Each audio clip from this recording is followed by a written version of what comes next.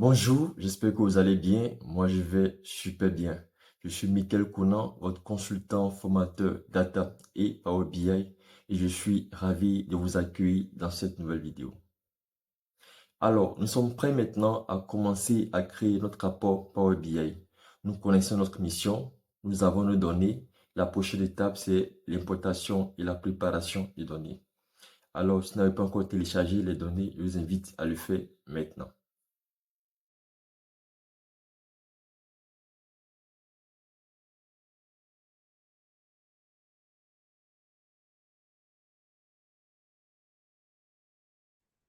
Avant de commencer à importer une donnée dans Power BI, on va créer un dossier de travail dans lequel on va déposer toutes nos données ainsi que les fichiers qu'on va créer ou utiliser pendant la formation. De mon côté, j'ai créé dans mon disque C un dossier que j'ai appelé Training Report et à l'intérieur du dossier, j'ai créé un sous-dossier que j'ai appelé Data dans lequel j'ai copié tous les fichiers ou toutes les données qu'on va utiliser dans cette formation. Une fois que cela est fait, on peut simplement lancer Power BI Desktop pour commencer à importer nos données. Donc, je vais lancer Power BI Desktop. Je vais également enregistrer le fichier Power BI Desktop dans le dossier du travail. Je vais le renommer Training Report également.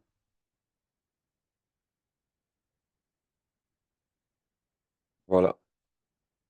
Pour importer les données dans Power BI, il y a deux options. On peut le faire depuis l'interface Power BI Desktop ou on peut le faire également depuis Power Query. Ici, on va commencer par le faire depuis Power BI Desktop avant de terminer avec Power Query. Dans Power BI Desktop, c'est le bouton Obtenir les données. On va commencer par importer nos données test et CSV. Pour cela, je viens sur test CSV ici. Je vais sélectionner et je vais aller choisir les fichiers que je vais importer. Donc, je choisis le fichier liste formation, par exemple, qui est un fichier texte. Voilà, voici un aperçu du fichier. Je vois qu'il est correctement structuré dans les deux colonnes qu'on veut. Ici, il y a deux options. L'option charger qui va charger les données directement dans Power BI Desktop et l'option transformer les données qui va lancer Power Query où nous allons préparer les données avant de les charger. Ici, on va préparer les données avant de les charger. Donc, je vais cliquer sur l'option transformer les données. Voilà, nous sommes dans Power Query et on voit qu'en important le fichier liste formation, cela crée une requête du même nom, liste formation. Nous allons continuer l'importation des données depuis Power Query. Dans Power Query, c'est le bouton nouvelle source. Donc, je vais sur test CSV, le fichier formation interne. Voilà un aperçu du fichier. Je vérifie que tout est bon. Si c'est bon, je clique sur OK pour charger dans Power Query. On va maintenant importer les fichiers Excel. C'est la même chose, nouvelle source. Cette fois-ci, je cherche Excel, classeur Excel. Voilà, je prends le fichier, le classeur employé. À l'intérieur de nos classeurs employés, on a une seule feuille qu'on voit ici, qui est la feuille employé. Donc, c'est elle qu'on va choisir. Voici un aperçu. Si tout est bon, on clique sur OK pour charger dans Power Query. On va faire la même chose pour importer les autres fichiers Excel. Donc, je vais sur Nouvelle source, classeur Excel, évaluation formation. Voilà, on a une seule feuille dans le fichier évaluation formation. On va la choisir. OK pour charger dans Power Query. On fait la même chose pour récupérer les données fichiers Excel qui nous laisse importer. C'est le fichier formation externe. Lui aussi, il contient une seule feuille de formation externe. On va la sélectionner. On vérifie l'aperçu si c'est bon et on clique sur OK pour charger. Donc, c'est bon, on a importé tous nos fichiers Excel. On va maintenant importer le fichier PDF. Donc, nouvelle source. Ici, je ne vois pas d'option PDF, donc je vais aller sur le bouton plus. Nous, ce qui nous intéresse, c'est un fichier PDF qu'on veut importer. Donc, je vais sur fichier PDF. Voilà, et je choisis mon fichier PDF, données formation. On voit que notre fichier PDF contient une page, comme le voit ici, page 01. Et sur la page, il y a deux tables, table 01 et table 02. Nous, on est intéressé par les tables parce que c'est mieux structuré. Donc, on va choisir table 01 et table 02 et on va les charger. On va essayer maintenant de renommer table 01 et table 02 en des noms qui sont plus explicites. Donc, je vais sur table 01. En réalité, on voit qu'il s'agit ici des données sur le formateur. Donc, on va la renommer en formateur. Un double clic, formateur. De même, la deuxième table, on voit que ce sont les données relatives aux critères d'évaluation. Donc, je dois renommer le même critère évaluation. Donc, c'est bon, on a importé nos tables. On peut maintenant passer à la préparation de nos données.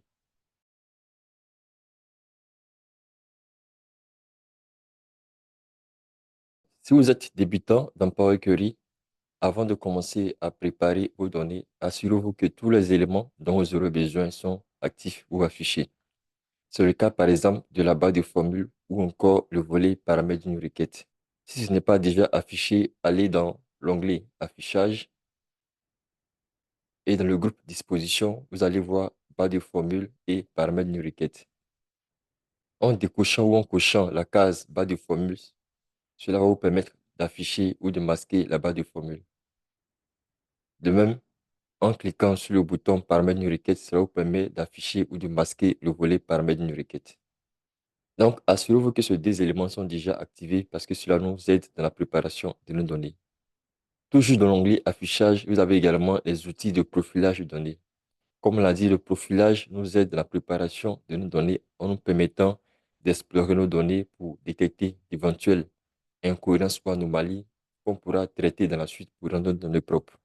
Pour activer les outils de profilage de données, venez simplement dans le groupe Aperçu de données et cochez les cases plus options, qualité de la colonne, distribution de colonnes et profil de colonne.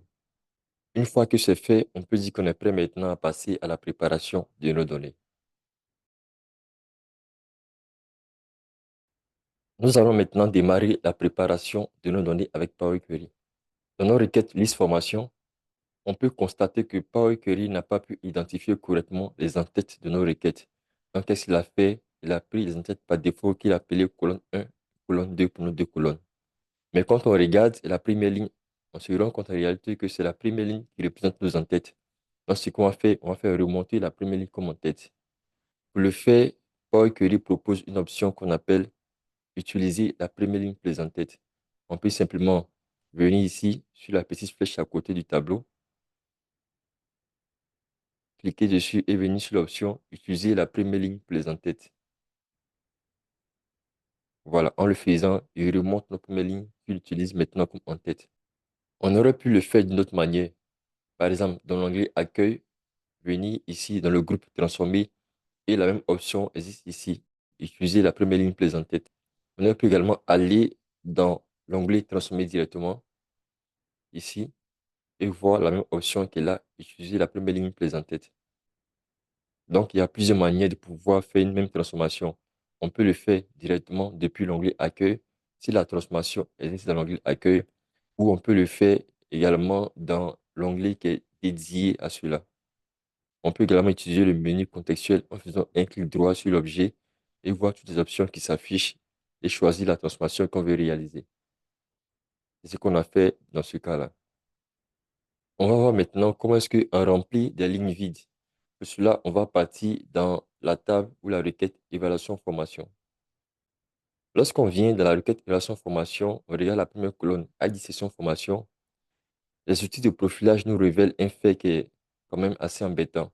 On remarque qu'il y a 85% de valeurs vides, ce qui n'est pas normal parce que chaque session a un ID. On va retenir au fichier Excel pour qu'on puisse le voir ensemble. Voilà, nous sommes dans le fichier Excel évaluation formation. Et on remarque que dans la colonne ID session formation, les 7 premières cellules de 2 à 8 ici sont fusionnées. Donc, ce que Power Query fait, c'est qu'il impute la valeur de la fusion à l'une des lignes, c'est-à-dire la première, et celle qui suit, il met les valeurs nulles. C'est pareil pour les autres cellules qui suivent. On a des fusions partout. Alors, le traitement qu'on peut faire ici pour corriger ce problème-là, c'est de pouvoir remplir les valeurs nulles par la valeur non nulle précédente. En d'autres termes, si on est sur la ligne 2, on va vouloir lui imputer la valeur de la ligne 1, 81, ainsi de suite. C'est ce qu'on arrive sur la ligne 82. Donc, pour ce faire, Power Query propose une commande qu'on appelle remplir, qui permet de remplir des cellules vides, soit vers le bas, soit vers le haut. Ici, on fait le remplissage vers le bas, c'est-à-dire on prend la valeur nulle, non nulle en haut, et on la répercute sur les valeurs nulles en bas. Pour ce faire, il fait simplement un clic droit sur la colonne ID session formation. Je viens ici sur rempli, rempli vers le bas. Voilà. Nos cellules sont maintenant remplies par des valeurs.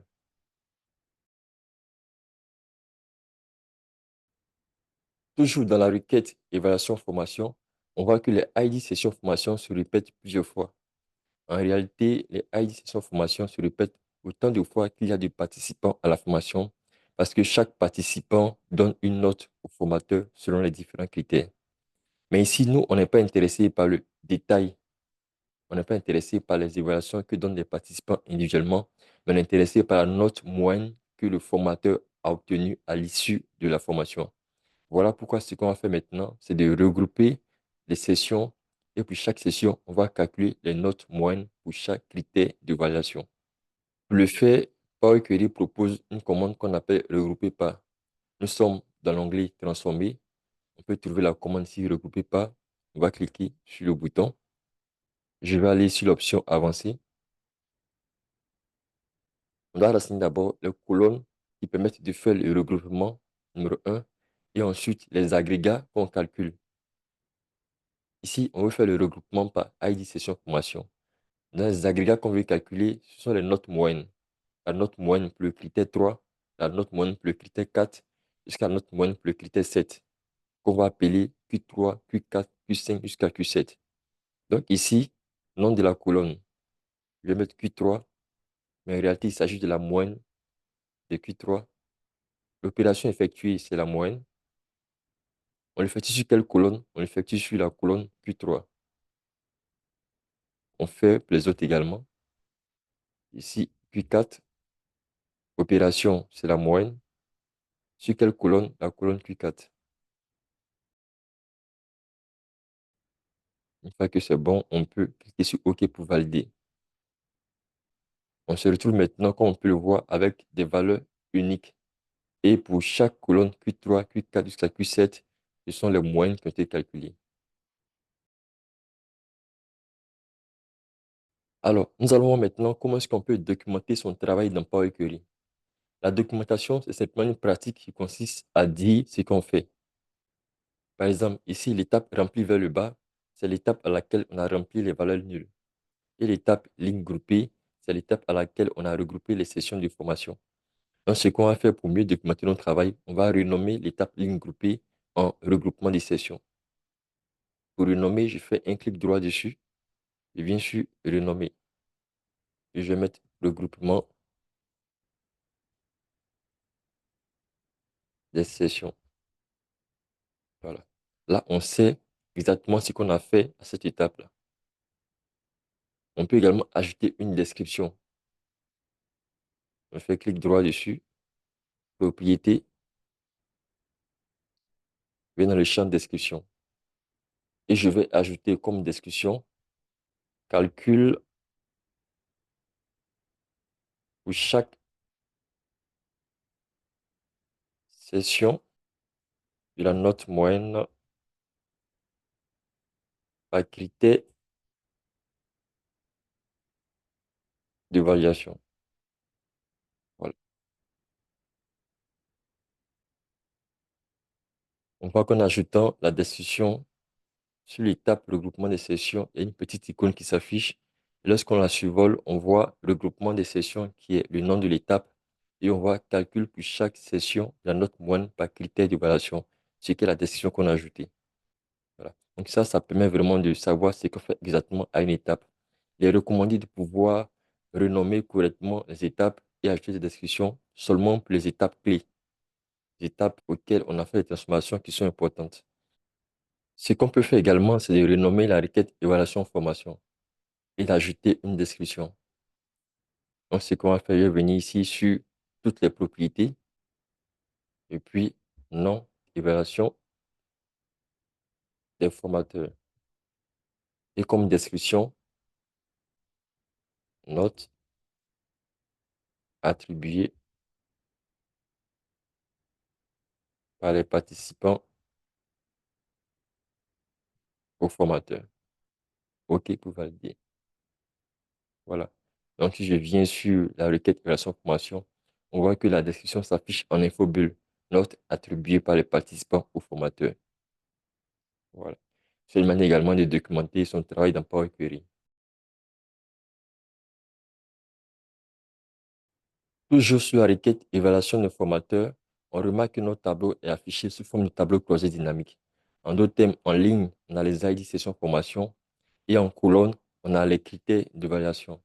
Et en valeur, on a la moyenne pour chaque critère. Cette disposition n'est pas assez conviviale pour nous permettre de faire notre calcul dans Power BI. Si on veut par exemple calculer la note moyenne globale, ce sera plus difficile de le faire parce que les notes sont réparties dans plusieurs colonnes différentes. Il serait donc plus intéressant pour nous d'avoir toutes les notes dans une seule colonne. On va donc supprimer la disposition en tableau croisé dynamique. Pour faire ce travail-là, Power Query propose une transformation qu'on appelle dépivoter les colonnes. Ici, on va dépivoter les colonnes Q3 à Q7. On va s'assurer d'abord qu'ils sont tous sélectionnés. Donc, je sélectionne Q3 à Q7 en maintenant enfoncer la touche Shift. Voilà. Et je fais un clic droit. Je viens sur dépivoter les colonnes. Voilà. Il a créé deux nouvelles colonnes. Une colonne attribut dans laquelle on a les différents critères et une colonne valeur dans laquelle on a les notes moyennes. Donc, je vais renommer attribut en critère. Voilà. Et valeur, je vais mettre note ou évaluation. Donc, je mets note. C'est une disposition qui nous permet facilement de calculer la note moyenne par session, par critère, ainsi de suite. C'est plus facile que de le faire lorsqu'on a la disposition en tableau croisé dynamique.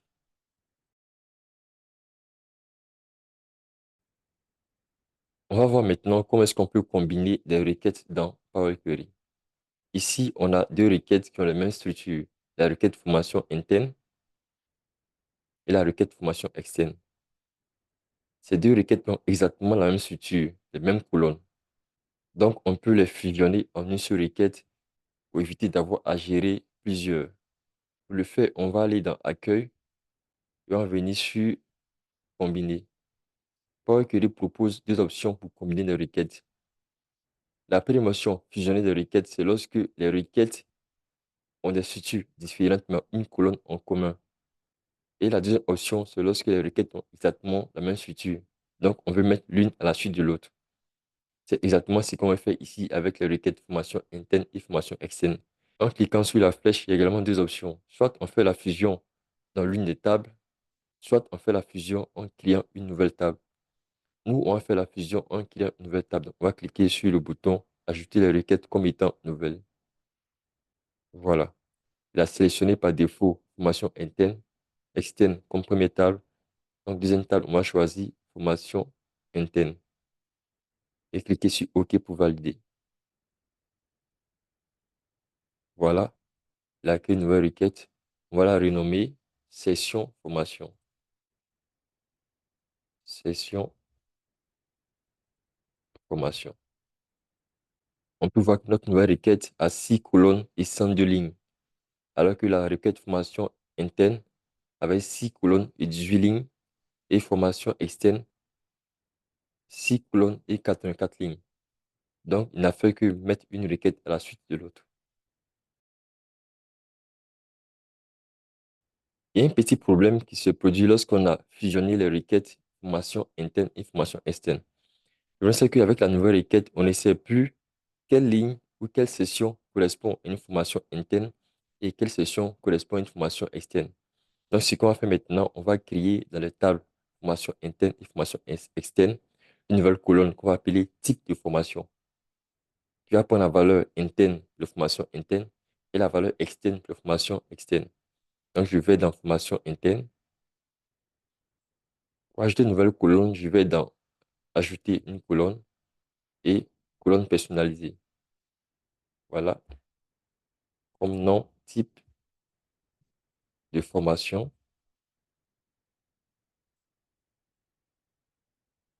Je mets interne en griffe. Voilà, ça c'est pour la requête formation interne. Je change le type, mettre en données texte.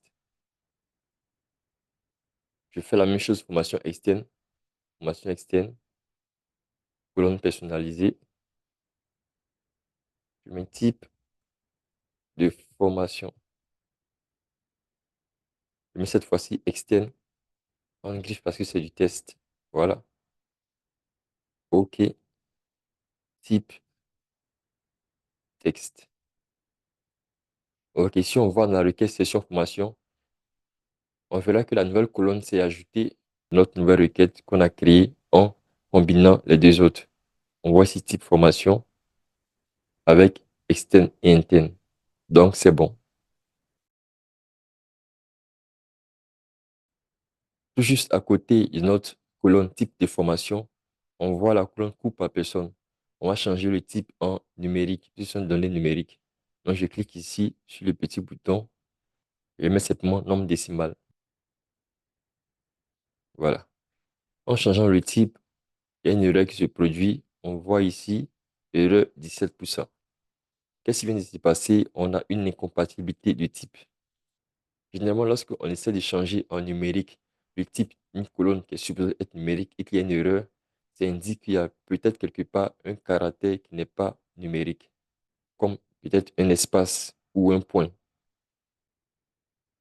On va essayer de repérer les erreurs pour voir qu'est-ce qui n'a pas marché. Quand on descend, on se rend compte que les erreurs se produisent au niveau de la table formation interne. Parce que c'est seulement au niveau du type de formation interne qu'on a ces erreurs-là. On peut le voir ici. Je vais cliquer dessus pour voir un exemple d'erreur. Voilà, on dit qu'il est impossible de convertir la valeur affichée en nombre. Et c'est bien vrai parce qu'on voit ici 50 000, mais il y a un espace entre le 50 et les 3 zéros. Je vais supprimer l'étape qui est là pour revenir à l'étape précédente. Et je vais aller dans la requête formation interne pour corriger le problème. Je viens sur la colonne coupe à personne qui est bien textuelle. C'est qu'on va faire, on va supprimer l'espace qu'il y a entre les 50 ici et les 3 zéros qui suivent. Pour le faire, on va faire un clic droit sur la colonne coupe à personne. On va remplacer les valeurs et on va remplacer l'espace par du vide. Je tape une fois la barre espace de mon clavier et remplacer par je ne mets aucune valeur. OK pour valider. Voilà, il a supprimé l'espace qu'il y avait dans les nombres. On va maintenant changer le type en décimal. Voilà, le problème est corrigé ici. Donc, si je retourne dans la requête session formation, on verra que le problème a été également corrigé. Voilà, on vient ici coupe à personne. Il n'y a plus d'erreur. Erreur 0%. Nous sommes au thème de cette vidéo. J'espère que vous avez apprécié le contenu. Alors, n'hésitez pas à me le dire en commentaire. Nous venons de terminer l'importation et la préparation de nos données. C'est un exercice qui nous a permis de découvrir certaines transformations disponibles dans Power Query, mais ce n'est pas tout, il y en a bien d'autres. Voilà pourquoi dans notre prochaine vidéo, nous allons faire un focus sur les transformations les plus courantes dans Power Query. D'ici là, je vous invite à liker cette vidéo, à la partager. Et si vous désirez augmenter votre puissance avec la BI, vous savez maintenant ce que vous devez faire. Abonnez-vous et activez la cloche de notification pour ne rien manquer de mes prochaines vidéos. Sur ce, je vous dis à très bientôt pour du nouveau contenu.